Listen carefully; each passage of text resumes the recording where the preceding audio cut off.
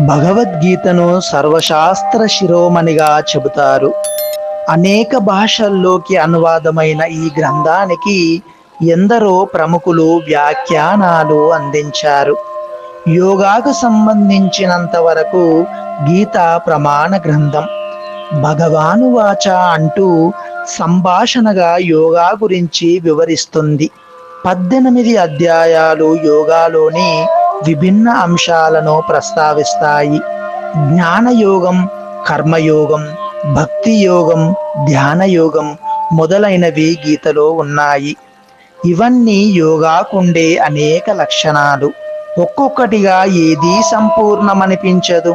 అన్నీ ఒకదాంతో మరొకటి అనుసంధానమై ఉంటాయి. సులభమైనవి కొన్నైతే క్లిష్టమైనవి మరికొన్ని. గీత ప్రకారం యోగా అంటే కలయిక, ఆత్మ పరమాత్మతో ఐక్యం కావడం.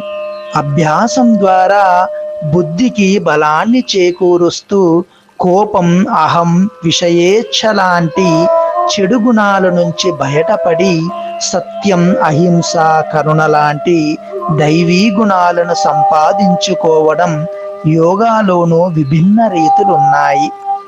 వ్యాయామాలు, శ్వాస నియంత్రణ పద్ధతులు, ఏకాగ్రత, మానసికంగా సేద తీరే విధానాలు అనేకం ఉన్నాయి. శరీర సంబంధమైన అన్నమయ కోశ, ప్రాణమయ కోశ, మనోమయ కోశ, జ్ఞానమయ కోశ, ఆనందమయ కోశాలను ఆరోగ్యంగా ఉంచే ప్రక్రియలుగా భావించాలి. యోగా దేహాన్ని, ఆత్మను శాంతపరుస్తుంది. యోగాభ్యాసం వల్ల లోపల బయట ఆరోగ్యం బాగుంటుంది. జ్ఞానంతో మొదలయ్యే యోగా ప్రతి ఒక్కరిని దగ్గర చేస్తుంది. సచ్చిత్ ఆనందాలకు మూలం అది. యోగా సక్రమ జీవన మార్గాన్ని తెలియపరుస్తుంది. అజ్ఞానాన్ని పోగొట్టి అసలైన స్వభావాన్ని మేలుకొలిపి అనుభవపూర్వకంగా తెలుసుకునేలా చేస్తుంది. బాధలన్నింటికీ మూలం అజ్ఞానం అంటారు యోగ సూత్రాల్లో పతంజలి. మనిషి తనను తాను సరిగా అర్థం చేసుకోలేడు. అవాస్తవాలను వాస్తవాలనుకుంటూ, అశాశ్వతమైనవి శాశ్వతమని భావిస్తూ భ్రాంతిలో జీవితం గడుపుతూ అజ్ఞానంలో కొట్టుమిట్టాడుతుంటాడు. మనిషి నిరంతరం భవిష్యత్తు దిశగా రకరకాల ఆశలల్లుకొని పరిగెడుతుంటాడు. ఒకదాని తరువాత మరొకటి. ఆ పరుగు ఆగదు. చివరికి మిగిలేది ఒత్తిడి, ఆందోళన, బాధ, అనారోగ్యం. అహంకారం ఆత్మ స్వేచ్ఛకు అడ్డు తగులుతుంది. కుంచుకుపోయిన మనస్తత్వం యోగాభ్యాసం వల్ల విశాలమవుతుంది.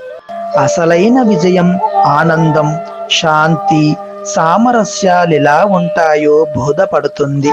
మనసును జయించలేకపోతే వర్తమానంలో జీవించడం దుర్లభం.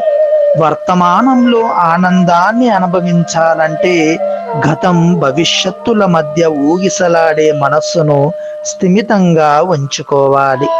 ధ్యానంతోనే అది సాధ్యం. ధ్యానం యోగాలో అంతర్భాగమే. ధ్యానంతో అంతరంగ నిశ్శబ్దానుభూతిని పొందవచ్చు.